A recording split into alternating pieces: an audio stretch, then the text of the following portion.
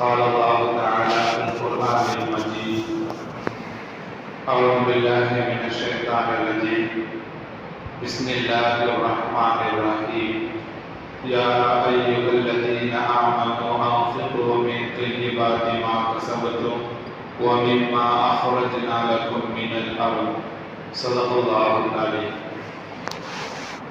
قال النبي صلى الله عليه وسلم أعطوا الأجير أجره قبل أن يجف عنقه أو كما قال عليه الصلاة والسلام.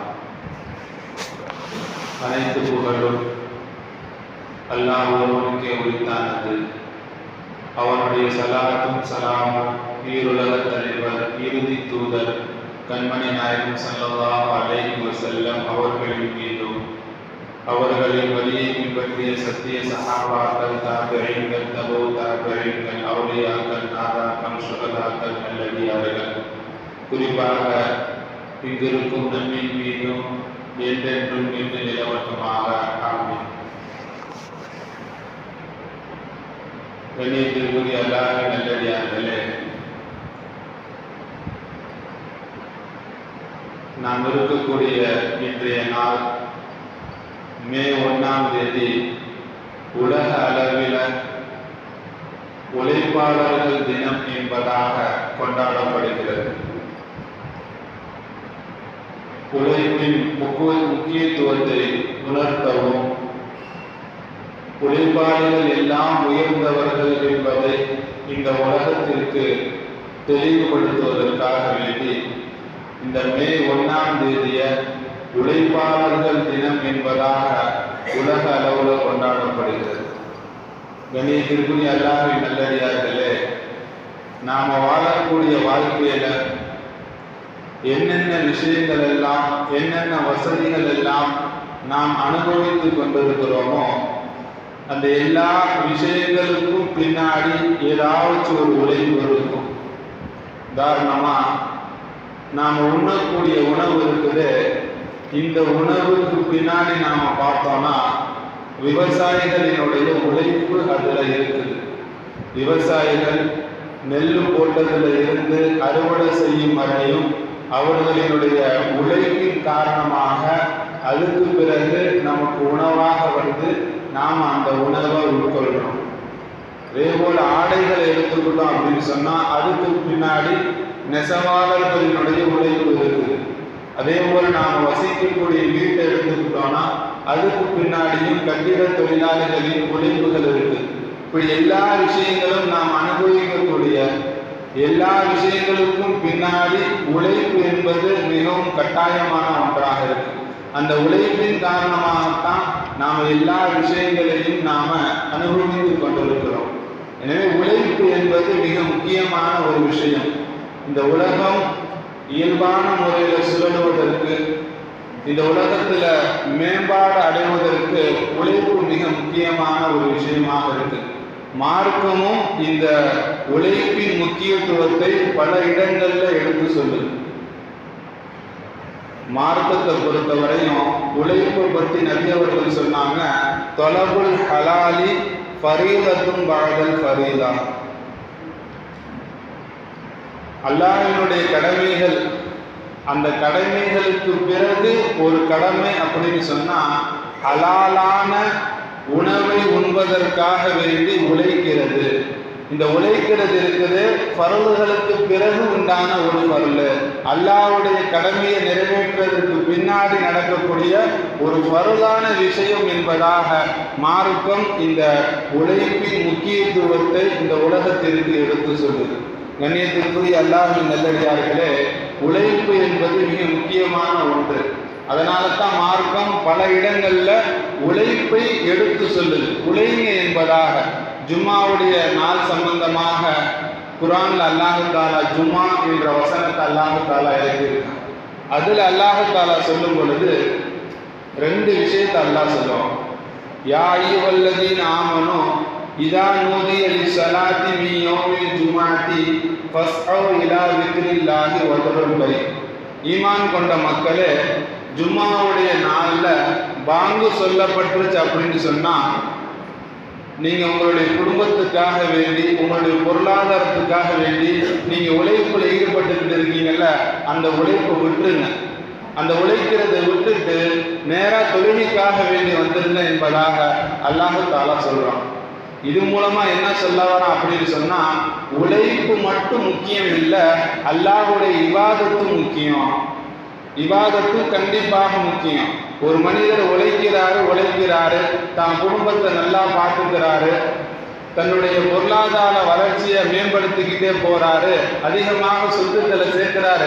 ஆனா இபாதத்தை விட்டுறாரு, அல்லாஹுவை வணங்குவதை விட்டுறாரு, தொழுகைகளை விட்டுறாரு அப்படின்னு சொன்னா மார்க்கம் இதை தப்பு என்பதாக சொல்லுது. அடுத்த ஆயத்தில் அல்லாஹ் தஆலா சொல்லி காட்டுவான், ஃபைதா குதியத்தி ஸலாத்து ஃபன்தஷிரு ஃபில் அர்தி. அதே மாதிரி ஜும்மா தொழுகைக்காக வேண்டி உழைப்புகளை விட்டுட்டு தொழுகைக்கு வாங்கன்னு சொன்ன அல்லாஹ் தஆலா, தொழுகை முடிஞ்சிருச்சு அப்படின்னு சொன்னா உழைக்கிறதுக்காக வேண்டி வெளியே போங்க, அல்லாஹ்வினுடைய ஃபضல தேர்றதுக்காக வேண்டி பூமியில பரவி செல்லுங்கள் என்பதாக அல்லாஹ் தஆலா சொல்லி காட்டுகிறான். இது ரெண்டாவது விஷயம். அதாவது உழைப்புன்னு சொல்லி இபாதத்தை விடுறதும் தப்பு. இபாதத்துன்னு சொல்லி பள்ளியில உட்கார்றது, வெறும் அல்லாஹ்வுடைய இபாதத்து மட்டும் செஞ்சுட்டு உழைப்பை விடுறதும் தப்பு.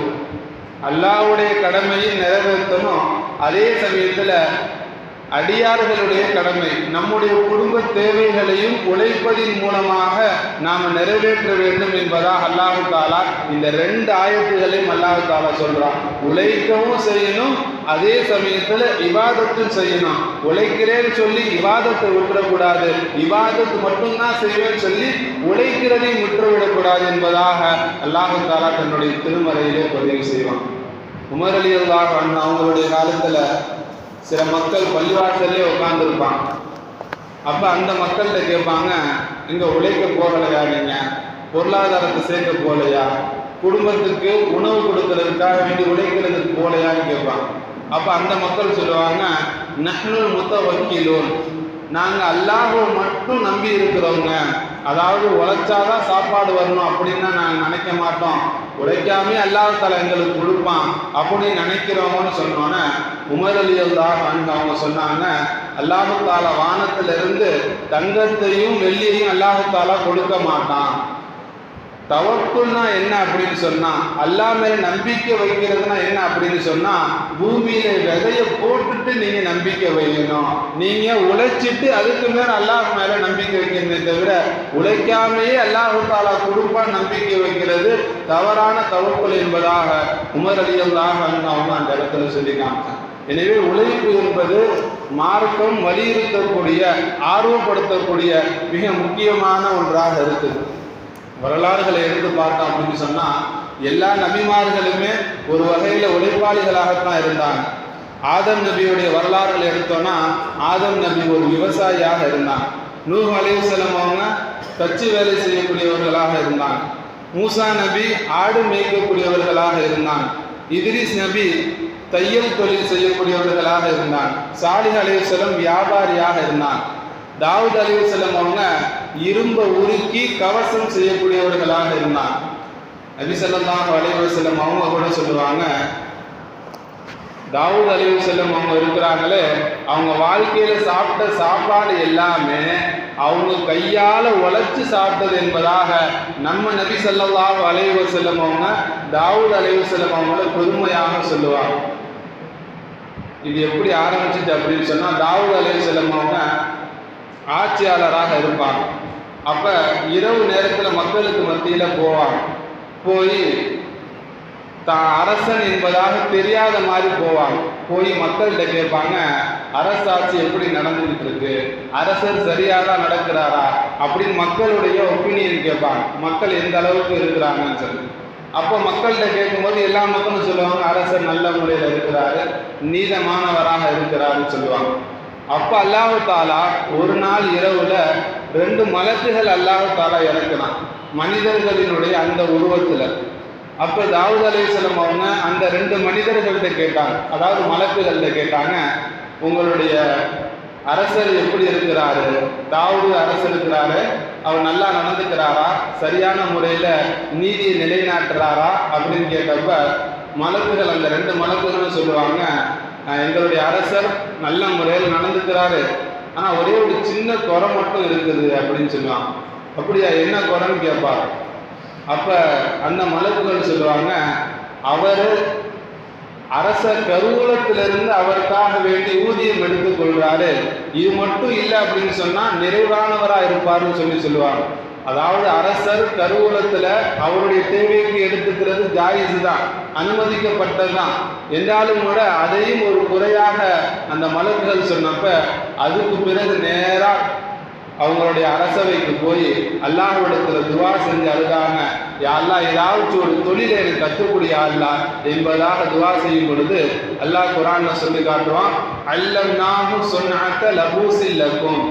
தாவூத் அலைஹிஸ்ஸலாம் அவர்களுக்கு கவசம் செய்யக்கூடிய அந்த தொழிலை நாம கொடுத்தோம். இன்னொரு இடத்துல அல்லாஹ் தஆலா சொல்லுவான், வலன்னா லஹுல் ஹதீத். தாவூத் அலைஹிஸ்ஸலாம் அவர்களுக்காக வேண்டி இரும்ப நாம லேசாக்கி கொடுத்தோம். அதாவது எந்த அளவுக்கு லேஸ் அப்படின்னு சொன்னா, ஒரு மாவுல அல்லது களிமண்ணில் அல்லது மெழுகுல நாம் எப்படி கையாலேயே ஒரு உருவத்தை உருவாக்க முடியுமோ, கையாலேயே ஒரு டிசைன்களை செய்ய முடியுமோ, அதே போல அல்லாஹ் தஆலா தாவூத் அலைஹிஸ்ஸலாம் அவங்களுக்கு இரும்பை கொடுத்தான். இரும்பு தாவூத் அலைஹிஸ்ஸலாம் அவங்க கையாலேயே உருக்கி கையாலேயே வளைச்சு அதனுடைய கவசங்கள் செய்யக்கூடியவர்களாக இருந்தான். எந்த ஒரு நெருப்பும் தேவையில்லை, எந்த ஒரு அடிக்கிற தேவையுமே இல்லை. கையை வச்சே பிசைஞ்சு அவங்க என்ன கவசத்தை உண்டாக்கணும்னு நினைச்சாங்களோ அப்படிப்பட்ட கவசத்தை இரும்புல கையை வச்சே செஞ்சிருவாங்க. அப்படிப்பட்ட ஒரு தொழிலை அவங்களுக்கு அல்லாஹ் தஆலா கற்றுக் கொடுத்தான். கண்ணியத்திற்குரிய அல்லாஹ்வின் நல்லடியார்களே, இன்னொரு ஹதீஸ்ல நபி ஸல்லல்லாஹு அலைஹி வஸல்லம் அவங்க சொல்லுவாங்க, மா பஅஸல்லாஹு நபியன் இல்லா ராஇல் கனம். எல்லா நபிமார்களையுமே அல்லாஹ் தஆலா ஆடு மேய்ப்பவர்களாக ஆக்கியிருந்தான் என்பதாக நபி ஸல்லல்லாஹு அலைஹி வஸல்லம் அவங்க சொன்னாங்க. இப்போ எல்லா நபிமார்களும் தொழிலாளிகளாக இருக்கிறாங்க, எல்லா நபிமார்களும் உழைப்பாளிகளாக இந்த உலகத்துல வாழ்ந்து சென்றிருக்கிறாங்க. இந்த விஷயத்தை நபி ஸல்லல்லாஹு அலைஹி வஸல்லம் அவங்க சஹாபாக்கள்கிட்ட சொன்னாங்க, யா ரசூலுல்லாஹ் எல்லா நபிமார்களுமே ஆடு மேய்க்கிறாங்க, ஆடு மேய்ச்சிருக்காங்கன்னு சொன்னீங்கல்ல, நீங்களும் தானே நபி, நீங்களும் ஆடு மேய்ச்சிருக்கீங்களான்னு கேட்டப்ப அப்ப நபி ஸல்லல்லாஹு அலைஹி வஸல்லம் அவங்க சொன்னாங்க, நானும் ஆடு மேய்ச்சிருக்கேன். மக்கா வாசிகள்கிட்ட சில தீனார்களுக்காக வேண்டி சில கீராத்துகளுக்காக வேண்டி நானும் ஆடு மேய்ச்சிருக்கேன் என்பதாக நபி ஸல்லல்லாஹு அலைஹி வஸல்லம் அவங்க சொன்னாங்க. ஆக எல்லா நபிமார்களுமே உழைப்பாளிகளாக இருந்திருக்கிறாங்க, எல்லா நபிமார்களுமே ஏதோ ஒரு தொழிலை செய்யக்கூடியவர்களாக இருந்திருக்கிறாங்க. மார்க்கம் இது போன்ற உழைப்பதை நம் மீது நீங்க உழைங்க என்பதாக நம்மவர்களுக்கு அது ஊக்கப்படுத்தக்கூடியதாக இருக்குது. இணையத்திற்குரிய அல்லாஹ்வின் நல்லடியார்களே, நபி ஸல்லல்லாஹு அலைஹி வஸல்லம் அவங்க இந்த உழைப்பை ஒரு சுயமரியாதை என்பதாக சொன்னாங்க. இந்த உழைப்பு தான் நம்மவர்களுக்கு மரியாதையை கொடுக்கக்கூடாது. உழைப்பு இல்லை அப்படின்னு சொன்னா இந்த உலகத்துல யாருமே நம்மளை மதிக்க மாட்டாங்க. பிறரை நாம எப்ப எதிர்பார்க்க ஆரம்பிச்சிருவோமோ அல்லது பிறரிடத்தில் எப்ப நாம கேட்க ஆரம்பிச்சிருவோமோ நம்முடைய மரியாதைகள் எல்லாம் குறையக்கூடியதாக இருக்குது. எனவேதான் நபி ஸல்லல்லாஹு அலைஹி வஸல்லம் அவங்க சொல்லிக் கொடுப்பாங்க, நீங்க விறக முதுகுல சுமந்துட்டு போக முடியும்னா சுமந்துட்டு போங்க, ஆனா யார்கிட்டையுமே கையேந்தி கேட்கிறாதீங்க. நீங்க விறக சுமந்துக்கிட்டு போக முடியும்னா போங்க, அப்படி போய் நீங்க வித்து உங்களுடைய கையால நீங்க சம்பாதிங்க, ஆனா யாரிடத்திலையும் தேவைக்காக போய் கையேந்திராதீங்க. உழைப்பு தான் உங்களுக்கு மரியாதை என்பதாக நபி ஸல்லல்லாஹு அலைஹி வஸல்லம் அவர்கள் நம்மவர்களுக்கு சொல்லிக் கொடுத்தார். ஒரு தடவை ஒரு அன்சாரி சஹாபி ஒரு மனிதர் நபி ஸல்லல்லாஹு அலைஹி வஸல்லம் அவங்கள்ட்ட வந்தார். வந்து யா ரசூலல்லாஹ் எனக்கு ஏதாச்சும் கொடுங்கன்னு கேட்டார். அப்போ நபி ஸல்லல்லாஹு அலைஹி வஸல்லம் அவங்க சொன்னாங்க, உங்கள்கிட்ட எதுவுமே இல்லையான்னு கேட்டான். அப்போ அவர் சொன்னார், என்கிட்ட 2 பொருள் தான் இருக்கு. என்னுடைய வீட்டில் இருக்கக்கூடிய பொருட்கள் மொத்தம் 2 தான். ஒன்று போர்வை, அந்த போர்வையை நான் போத்திக்கவும் சிந்திக்குவேன், இரவு நேரத்தில் அதை விரித்து தான் நான் தூங்குவேன். இன்னொன்று தண்ணி குடிக்கிறதுக்காக வேண்டி உள்ள பாத்திரம், இந்த 2 பொருள் மட்டும்தான் என் வீட்டில் இருக்குது, வேற எதுவுமே இல்லை என்பதாக சொன்னான். அப்ப நபி ஸல்லல்லாஹு அலைஹி வஸல்லம் அவங்க அந்த 2 பொருளையும் கொண்டு வாங்கன்னு சொன்னான். அந்த மனிதர் போனாரு, வீட்டில இருந்து அந்த 2 பொருளையும் எடுத்துட்டு நபி அவங்கள்ட்ட திருப்பி வந்தார். நபி அவங்க அந்த 2 பொருளையும் கையில பிடிச்சிக்கிட்டு, இந்த 2 பொருளையும் யார் வாங்கிக்கிறீங்க அப்படின்னு சொல்லி சஹாபாக்கள்ல கேட்டாங்க. அப்போ ஒரு சஹாபி, நான் 1 திர்ஹத்துக்கு வாங்கிக்கிறேன் என்பதாக சொன்னாங்க. அப்ப நபி அவங்க கேட்டாங்க, இன்னும் அதிகமா யார் வாங்குறீங்கன்னு கேட்டாங்க. இப்படி 3 தடவை கேட்டாங்க. 3வது தடவை ஒரு சஹாபி, நான் 2 திர்ஹத்துக்கு வாங்கிக்கிறேன் அப்படின்னு சொல்லுவாங்க. அப்ப நபி அவர்கள் அந்த மனிதர்கிட்ட அந்த 2 பொருளையும் கொடுத்து அந்த 2 திர்ஹத்தை வாங்கி அந்த மனிதருடைய கையில கொடுத்துட்டு, இந்த 2 திர்ஹத்துல 1 திர்ஹத்துல உங்களுடைய குடும்பத்துக்கு உணவுப் பொருளை வாங்கிருங்க, இன்னொரு திர்ஹத்துல ஒரு கோடாரியை நீங்க வாங்கிட்டு வாங்கம்பா. அப்ப அந்த மனிதர் அதே மாதிரி 1 திர்ஹத்துல உணவுப் பொருளை வாங்கிட்டாரு, இன்னொரு திர்ஹத்துல கோடாரியை வாங்கிட்டு வந்து நபி அவங்கள்ட்ட கொடுத்தப்ப நபி அவங்களே தன்னுடைய கையால அந்த கோடாருடைய கைப்பிடியை போட்டு கொடுத்து, இதை நீங்க எடுத்துட்டு போய் இனிமே நீங்க உழைக்க ஆரம்பிச்சிடணும், நீ யார்கிட்டையுமே இனிமே கேட்க நான் பார்க்கவே கூடாது, இனிமே ஒரு 15 நாளைக்கு உங்களுடைய முகத்தை நான் பார்க்கவே கூடாது, எங்கேயாச்சும் போய் எப்படியாச்சும் போய் விறகு வெட்டி நீங்க எப்படியாச்சும் முதுகுல சுமந்து நீங்க அதை வித்துட்டு தான் வரணும், 15 நாளைக்கு உங்களை நான் பார்க்கவே கூடாது என்பதாக நபி ஸல்லல்லாஹு அலைஹி வஸல்லம் அவங்க சொன்னாங்க. 15 நாளுக்கு பிறகு பல காசுகளை சம்பாரிச்சுட்டு நபி அவங்கள்ட்ட வந்தப்ப நபி அவங்க அந்த நேரத்தில் அவர்கிட்ட சொன்னாங்க, இப்படி உன்னுடைய கையால உழைக்கிறது தான் சிறந்தது, இப்படி நீ உன் கையால உழைக்காம பிறரிடத்துல கையேந்தின அப்படின்னு சொன்னா நாளை மறுமை நாள்ல உன்னுடைய முகத்துல கரும்புள்ளிகளோட நீ வருவ.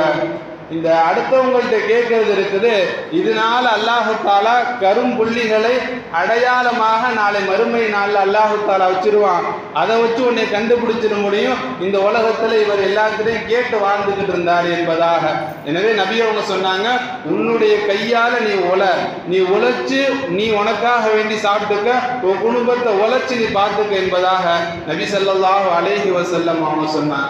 ஆக கண்ணியத்திற்குரியவர்களே, ஜகாத்துடைய விஷயத்துல கூட உலமா பெருமக்கள் சொல்லுவாங்க, உங்களுக்கு ஜகாத் அதிகமா கடமை ஆயிருச்சு அப்படின்னு சொன்னா, உதாரணமா 1 லட்சம் ரூபாய் நான் ஜகாத்து கொடுக்கணும் அப்படின்னு சொன்னா அந்த 1 லட்சம் ரூபாயுமே 100 பங்கா 1000 ரூபாயா போட்டு கொடுக்கறத விட சிறந்தது என்ன அப்படின்னு சொன்னா, ஒரு மனிதருக்கு அதை கொடுத்து, அதாவது ஒரு உழைப்பாளியா யாராச்சும் இருந்தாங்க அப்படின்னு சொன்னா அவருக்கு அதை கொடுத்து அவருடைய வாழ்வாதாரத்தை நீங்க மேம்படுத்தணும். அடுத்தடுத்த ஆண்டுகள்ல அவர் என்ன செய்யணும் அப்படின்னு சொன்னா அவர் ஜகாத்து கொடுக்க ஆரம்பிச்சிடணும் என்பதாக உலமா பெருமக்கள் சொல்லுவாங்க. எனவே உழைப்பு இருக்குது, அது முக்கியமான ஒன்று. உழைப்பாளிகள் இருக்கிறார்களே அவர்கள் கண்டிப்பாக கண்ணியப்படுத்தப்பட வேண்டியவர்களாக இருக்கிறார். நபி ஸல்லல்லாஹு அலைஹி வஸல்லம் அவங்க இந்த உழைப்பினுடைய சிறப்பு சொல்லுவாங்க. உழைச்சு சாப்பிட்றதுனால அது எந்த அளவுக்கு உன்னதமானது அப்படின்னு சொல்லும் பொழுது, இந்த உலகத்துல சாப்பிடக்கூடிய சாப்பாடுகள்லேயே சிறந்த சாப்பாடு அப்படின்னு சொன்னா ஒரு மனிதர் தன்னுடைய கையால சம்பாதிச்சு சாப்பிடுற சாப்பாடு இருக்குது, உலகத்திலேயே சிறந்த சாப்பாடு அதுதான் என்பதாக நபி ஸல்லல்லாஹு அலைஹி வஸல்லம் அவங்க சொல்லுவாங்க. அந்த அளவிற்கு இந்த இஸ்லாம் இருக்குது, உழைக்கிறத வலியுறுத்தி கொண்டே இருக்குது. சும்மா வீட்டில் உட்கார்ந்து இருக்கிறத இஸ்லாம் இருக்குது. பல வரலாறுகள் உமர் ரலியல்லாஹு அன்ஹு அவங்களுடைய சம்பந்தமா வரும் பொழுது யாரெல்லாம் சம்பாதிக்காம இருக்கிறாங்களோ அவங்க எல்லாத்தையுமே திட்டிக்கிட்டு நீங்க போய் சம்பாதிக்க போங்க என்பதாகத்தான் உமர் ரலியல்லாஹு அன்ஹு அவங்க சொல்லுவாங்க. ஆக உழைப்பு என்பது மிக முக்கியமான ஒன்று. உழைக்கக்கூடியவர்களாகத்தான் நாம் எல்லாருமே இருக்கணும். மார்க்கமும் அதைத்தான் விரும்புது. இது ஒரு கடமை என்பதாக நபி ஸல்லல்லாஹு அலைஹி வஸல்லம் அவங்க சொன்னாங்க. ஹலாலான உணவை நீங்க தேடுங்க என்பதாக. இன்னொரு இடத்துல நபி அவங்க சொல்லுவாங்க, உழைக்கிறது இருக்குது எதுக்காக வேண்டினா யார்கிட்டையுமே நான் போய் தேவையாகாம இருக்கணும், யார்கிட்டையுமே போய் என்னுடைய தேவையை நான் முறையிடாம இருக்கணும், யார்கிட்டையுமே நான் போய் கையேந்தி நின்றக்கூடாது. அப்படிங்கிறதுக்காக வேண்டி ஒரு மனிதர் உழைக்கிறாரு, சம்பாதிக்கிறார் அப்படின்னு சொன்னா அதுவும் அல்லாஹ்வினுடைய பாதை என்பதாக நபி ஸல்லல்லாஹு அலைஹி வஸல்லம் அவங்க சொன்னாங்க. அல்லாஹ்வுடைய பாதை எந்த அளவுக்கு மகத்துவமானது, அதுக்கு அல்லாஹ் தஆலா கொடுக்கக்கூடிய நன்மை இருக்குது. ஏராளமான நன்மைகள் அல்லாஹ் தஆலா கொடுக்குறான். அந்த அல்லாஹ்வுடைய பாதையில் உள்ள அந்த கேட்டகரியில் ஒரு மனிதர் தன்னுடைய குடும்பத்துக்காக வேண்டி பிறரிடத்துல கையேந்தாமல் இருக்கணும் அப்படிங்கிறதுக்காக வேண்டி உழைக்கிறார் அப்படின்னு சொன்னால் அவரும் அல்லாஹ்வினுடைய பாதையில் போரிடக்கூடிய அந்த போராளி மாதிரி கணிக்கப்படுவார் என்பதாக நபி ஸல்லல்லாஹு அலைஹி வஸல்லம் அவங்க சொன்னாங்க. ஆக கண்ணியத்திற்குரிய அல்லாஹ்வின் நல்லடியார்களே, உழைப்பு என்பது கண்டிப்பாக ஒன்று. உழைப்பே உயர்வை தரும் என்பதாக சொல்லுவாங்க. எனவே வாழ்க்கையில நாம் எல்லா நேரங்கள்லையுமே உழைச்சிக்கிட்டே இருக்கணும். ஒருபோதுமே நாம சும்மா வீட்டில் இருந்துடக்கூடாது. எப்படியாச்சும் உழைச்சு நாம யார்கிட்டையுமே தேவையாக ஆயிடக்கூடாது. நாம பிறருக்கு கொடுக்கக்கூடிய ஒரு நல்ல நிலைக்கு நாம அடைஞ்சிட வேண்டும். அதே சமயத்துல உழைப்பாளர்களுக்காக வேண்டி, தொழிலாளர்களுக்காக வேண்டி பல உரிமைகளை இந்த மார்க்கம் சொல்லுது. தொழிலாளர்களிடத்துல இப்படித்தான் நீங்க நடந்துக்கணும், அவர்களுடைய உரிமைகள் இதெல்லாம் இருக்குது என்பதாக மார்க்கம் தெளிவாக ஒரு அழகான வழிகாட்டுதல்களை நம்மவர்களுக்கு கொடுத்து கொண்டு இருக்குது. அதுல ஒண்ணு நபி ஸல்லல்லாஹு அலைஹி வஸல்லம் அவங்க சொல்லுவாங்க, ஒரு முதலாளி ஒரு தொழிலாளிய வேலைக்கு வைக்கிறார் அப்படின்னு சொன்னா முதலா அவர் செய்ய வேண்டிய விஷயம் என்ன அப்படின்னு சொன்னா அவருடைய கூலிய நிர்ணயம் செஞ்சிடணும். தெளிவா சொல்லிடணும், உங்களுக்கு ஒரு நாளைக்கு இவ்வளோ காசு சம்பளம், அல்லது இத்தனை மணி நேரத்துக்கு இத்தனை காசு சம்பளம், அல்லது ஒரு வாரத்துக்கு இவ்வளோ சம்பளம், ஒரு மாசத்துக்கு இவ்வளோ சம்பளம் அப்படின்னு சொல்லி தெளிவாக சொல்லிவிட வேண்டும் என்பதாக நபி ஸல்லல்லாஹு அலைஹி வஸல்லம் அவங்க சொல்லுவாங்க. இல்லை நீங்கள் ஒரு மாதம் வாங்க, அதுக்கு பிறகு நாங்கள் சொல்கிறோம், இல்லை வாங்க பார்த்துக்கலாம் அப்படின்னு ஒருபோதும் மூடலாக இருக்கக்கூடாது. மூடலாக ஒரு தொழிலாளியை நிர்ணயம் செய்கிறத நபி ஸல்லல்லாஹு அலைஹி வஸல்லம் அவங்க தடுத்திருக்காங்க. எனவே ஒரு தொழிலாளியை நாம் ஒரு முதலாளி இருக்கிறாங்களே, தொழிலாளியை அவர் கடைக்கு வச்சார் அப்படின்னு சொன்னால், வேற ஏதாச்சும் வேலைக்கு வச்சார் அப்படின்னு சொன்னால் முதல்ல செய்யக்கூடிய காரியம் என்ன அப்படின்னு சொன்னால் அவருடைய சம்பளத்தை நிர்ணயம் செஞ்சிடணும். ரெண்டாவது நபி ஸல்லல்லாஹு அலைஹி வஸல்லம் அவங்க ஒரு அழகான வழிகாட்டுதலை சொன்னாங்க, தொழிலாளி அவருடைய வியர்வை காய்கிறதுக்கு முன்பதாக நீங்க அவருக்கு கூலிய கொடுத்துடணும். அதாவது ஒருத்தர் வேலைக்கு வராரு, அவர் வேலை செஞ்சு முடிச்சிட்டார் அப்படின்னு சொன்னா அவரை காக்க வைக்க கூடாது, அவரை லேட் ஆக்கிடக்கூடாது. நம்முடைய எல்லா வேலைகளும் முடிஞ்சிருச்சு, இல்லை ஒரு மணி நேரம் கழிச்சு தரேன், அல்லது சில்லறை மாற்றிட்டு வந்து தரேன், அல்லது ஒரு மணி நேரம் கழிச்சு வாங்க தரேன் அப்படின்னு சொல்லி அவர்களை காக்க வச்சிடக்கூடாது என்பதாக நபி ஸல்லல்லாஹு அலைஹி வஸல்லம் அவங்க சொன்னாங்க. வியர்வை உலருவதற்கு முன்பதாக கொடுத்துருங்க என்பதாக சொன்னாங்க. இது எல்லா விஷயத்துக்கும் பொருந்தும். அதாவது ஒரு நாள் கூலியாக இருந்துச்சு அப்படின்னு சொன்னா அந்த நாள் இரவுல கண்டிப்பாக கொடுத்துடணும். இல்லை நான் நாளைக்கு தரேன் அப்படின்னு சொல்லி நாளை கெடுக்கக்கூடாது. காரணம் என்ன அப்படின்னு சொன்னா அவருடைய வாழ்க்கை எப்படி இருக்குன்னு அவருக்கு தான் தெரியும். ஏன்னா நைட்டு கொடுக்குற காசை வச்சு தான் அடுத்த நாள் செலவுகளை வச்சுக்கலாம், செலவுகளை பார்த்துக்கலாம் அப்படின்னு நினைச்சு அவர் இருப்பாரு. நாம இன்னைக்கு நைட்டு கொடுக்குற காசை கொடுக்காம அடுத்த நாள் கொடுக்கணும் அப்படின்னு சொன்னா அவருக்கு ரொம்ப சிரமத்தை ஏற்படுத்தக்கூடிய ஒரு சூழ்நிலை உண்டாகிடும். அதே மாதிரி வாரம் சம்பளமாக இருந்துச்சு அப்படின்னு சொன்னா அந்த வாரத்தினுடைய கடைசியில கட்டாயமாக கொடுத்துடணும், அதை தாண்டி கொடுக்கக்கூடாது. அதே போல மாச சம்பளம் அப்படின்னு சொன்னா மாசம் முடிஞ்ச உடனே அவருக்கு கொடுத்துடணும். சில இடங்கள்லாம் 10 நாளுக்கு பிறகு தரக்கூடிய ஒரு சூழ்நிலை இருக்குது. மார்க்கம் சொல்லுது அவருக்குரிய நேரத்தில் நீங்க கொடுத்துடணும். நபி அவங்க சிம்பிளா சொல்லிட்டாங்க, வேர்வை உலர்வதற்கு முன்பதாக கொடுத்துருங்க. அதாவது நிர்ணயிச்சு அந்த நேரத்தில் கொடுத்துருங்க. நீங்க ஒரு மாசம் அப்படின்னு சொன்னா ஒரு மாசம் வேலையை முடிச்சிட்டார் அப்படின்னு சொன்னா உடனே கொடுத்துருங்க, நீங்க அதை தாண்டி கொடுக்காதீங்க என்பதாக நபி ஸல்லல்லாஹு அலைஹி வஸல்லம் அவங்க சொன்னாங்க. இதன் மூலமாக அவர்களுக்கு ஏற்படக்கூடிய சிரமங்கள் குறையும், சிரமங்கள் ஏற்படாமல் இருக்கும் என்பதற்காக நபி ஸல்லல்லாஹு அலைஹி வஸல்லம் அவங்க அழகான ஒரு வழிகாட்டுதலை கொடுத்தாங்க. மூன்றாவதாக தொழிலாளிகளுக்கு வேலைகளை கொடுக்கும் பொழுது நபி ஸல்லல்லாஹு அலைஹி வஸல்லம் அவங்க சொன்னாங்க, வலா துகல்லிஃபூஹும் மா யக்லபுஹும், அவங்களுடைய சக்திக்கு மீறின வேலையை கொடுக்காதீங்க. ஒருத்தவர்னால இவ்வளோதான் வேலை செய்ய முடியும் அப்படின்னு சொன்னா அவ்வளோ வேலை மட்டும் கொடுங்க. அதை விட்டு அவருடைய எல்லா சக்திகளையும் முறிஞ்சல் அளவுக்கு அவர்கிட்ட நீங்க வேலை கொடுத்துடாதீங்க. அவர் முடியாத போற அளவுக்கு நீங்க அவருக்கு வேலையை கொடுத்துடாதீங்க. அவருக்கு எவ்வளோ முடியுமோ அவ்வளோ வேலையை கொடுங்க என்பதாக நபி அவங்க சொன்னாங்க. இன்னொரு வழிகாட்டுதலையும் சொன்னாங்க. அது என்னன்னா, அப்படி ஒரு கஷ்டமான வேலை கொடுத்துட்டீங்க அப்படின்னு சொன்னா முதலாளியான நீங்க அவங்களுக்கு உதவி செய்யுங்க. நான் முதலாளி, நான் எதுக்கு வேலை பார்க்கணும், அவருக்கு எதுக்கு உதவி செய்யணும் அப்படின்னு இருந்துடாதீங்க. நீங்க என்ன செய்யுங்க, கஷ்டம் இல்லாத வேலையை கொடுங்க. அதாவது சக்திக்கு மீறின வேலையை கொடுத்துடாதீங்க, சக்திக்கு உட்பட்ட வேலை கொடுங்க. அப்படி சக்திக்கு மீறின வேலை அப்படின்னு தெரிஞ்சிச்சுன்னா முதலாளியா இருந்தாலும் நீங்க போய் உதவி செய்யுங்க என்பதாக நபி ஸல்லல்லாஹு அலைஹி வஸல்லம் அவங்க ஒரு அழகிய பண்புகள் நம்ம அவர்களுக்கு சொல்லி கொடுத்தாங்க. நான்காவதாக, தொழிலாளிகள் இடத்துல ஏதாச்சும் தவறுகள் நடந்துருச்சு அப்படின்னு சொன்னா, ஏதாச்சும் குறைகள் ஆயிருச்சு அப்படின்னு சொன்னா அவர்களை முதலாளிகள் மன்னிக்கணும் என்பதாக மார்க்கம் சொல்லி கொடுக்குது. ஒரு தடவை ஒரு சஹாபி நபி ஸல்லல்லாஹு அலைஹி வஸல்லம் அவங்கள்ட்ட வந்து, யா ரசூலல்லாஹ், ஒரு நாளைக்கு எத்தனை தடவை என்னுடைய பணியால நான் மன்னிக்கணும் என்பதாக கேட்டான். நபி அவர்கள் அமைதியா இருந்துட்டான். திருப்பியும் கேட்டாரு. திருப்பி நபி அவர்கள் அமைதியா இருந்துட்டான். திருப்பி அந்த மனிதர் கேட்டாரு, எத்தனை தடவை யா ரசூலல்லாஹ், ஒரு நாளைக்கு என்னுடைய பணியால நான் மன்னிக்கணும்னு கேட்டான். அப்போ நபி அவர்கள் சொன்னாங்க, ஒரு நாளைக்கு 70 தடவை நீங்க மன்னிக்கணும். ஒரு நாளைக்கு 70 தடவை நீங்க மன்னிக்கணும். ஒவ்வொரு நாளும் அவர் 70 தப்பு செஞ்சாலுமே 70 தப்பையும் நீங்க மன்னிக்கணும். நீங்க முதலாளி அப்படிங்கிறதுக்காக வேண்டி அவர் செய்யக்கூடிய சின்ன சின்ன தவறுகளுக்காக வேண்டி அவரை நீங்க ஏசக்கூடாது, அவரை பேசக்கூடாது, அவரை நீங்க தண்டிச்சிடக்கூடாது. அவர் மேல நீங்க இரக்கம் காட்ட வேண்டும் என்பதாக நபி ஸல்லல்லாஹு அலைஹி வஸல்லம் அவங்க ஒரு அழகிய பண்புகளை நம்ம அவர்களுக்கு சொல்லி கொடுத்தாங்க. ஒரு முஸ்லிமான சகோதரர்கிட்ட எப்படி நடந்துக்கணும், அவரும் நம்முடைய சகோதரர் அப்படிங்கிற ஒரு உணர்வை முதலாளிக்கும் தொழிலாளிக்கும் மத்தியில நபி ஸல்லல்லாஹு அலைஹி வஸல்லம் அவங்க ஊட்டுனாங்க. அடுத்து, ஊதியத்தை சரியான முறையில கொடுத்துடணும். ஊதியத்தை சரியான முறையில கொடுத்துடணும். அவர்கிட்ட எல்லா வேலையும் வாங்கிட்டு அவருடைய ஊதியத்தை கொடுக்காம அவரை நாம் ஏமாத்தணும் அப்படின்னு சொன்னா நபி ஸல்லல்லாஹு அலைஹி வஸல்லம் அவங்களுடைய ஹதீஸ் ஒன்று இப்படி வருது, நாளை மறுமை நாளில் 3 பேர்த்திட்ட நான் வழக்கு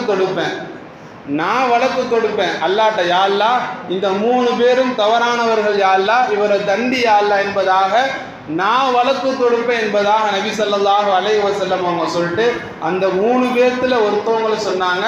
ஒரு மனிதர் ஒரு தொழிலாளியை வச்சாரு, தொழிலாளிகிட்ட எல்லா வேலையுமே வாங்கிட்டாரு, அவருக்குரிய ஊதியத்தை கொடுக்காம மறுத்துட்டாரு, ஏமாத்திட்டாரு.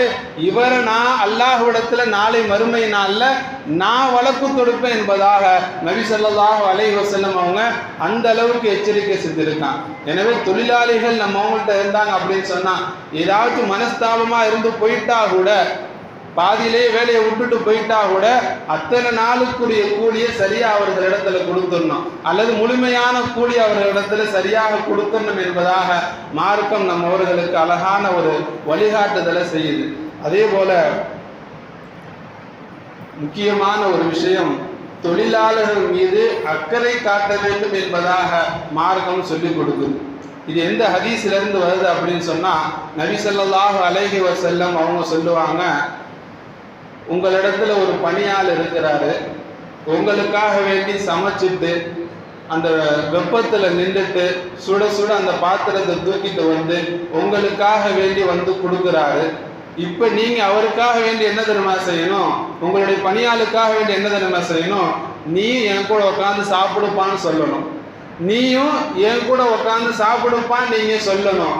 இல்ல நீங்க முதலாளி நான் சாப்பிடலன்னு சொல்லி அவரே ஒதுங்கிட்டார் அப்படின்னு சொன்னா, குறைஞ்சபட்சம் லுக்குமத்தன் அவர் லுக்குமத்தைனி, ஒரு கவலம் 2 கவலத்தையாச்சும் அவர்கிட்ட கொடுத்துருங்க.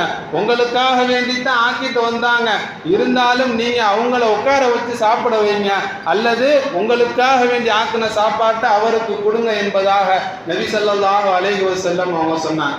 இதன் மூலமாக நமக்கு தெரியக்கூடியது என்ன அப்படின்னு சொன்னா, ஒரு முதலாளி எந்த நிலைமையில இருக்கிறாரோ, எந்த லெவல்ல இருக்கிறாரோ அந்த லெவல்ல தன்னுடைய தொழிலாளிகளையும் வச்சு அழகு பார்க்கணும். அதாவது முதலாளி ரொம்ப பெரிய பணக்காரர் இருக்கிறார் அப்படின்னு சொன்னா தொழிலாளியும் அப்படி உயர்த்துவதற்காக வேண்டி முயற்சி செய்யணும். நபி அவங்க சொன்னாங்கல்ல, உங்களோட சமமாக உட்கார்ந்து சாப்பிட வைங்க, பணியாள்னு பார்க்காதீங்க என்பதாக சொன்னாங்க. அப்படி இல்லையா குறைஞ்சது 2 கவலத்தையாச்சும் கொடுங்கன்னு சொன்னாங்க. அதே மாதிரி நம்முடைய தொழிலாளிகளை நம்ம அளவுக்கு உயர்த்துறதுக்கு நாம் முயற்சி செய்யணும். அப்படி இல்லையா ஏதாச்சும் அப்பப்போ அவர்களுக்கு தேவைப்படக்கூடிய வெறும் சம்பளம் மட்டும் அவங்களுக்கு கொடுத்துட்டு நாம் இருந்துடக்கூடாது. அவங்களுக்கு தேவைப்படக்கூடிய தேவைகள் எல்லாத்தையுமே நாம நிவர்த்தி செய்யணும்.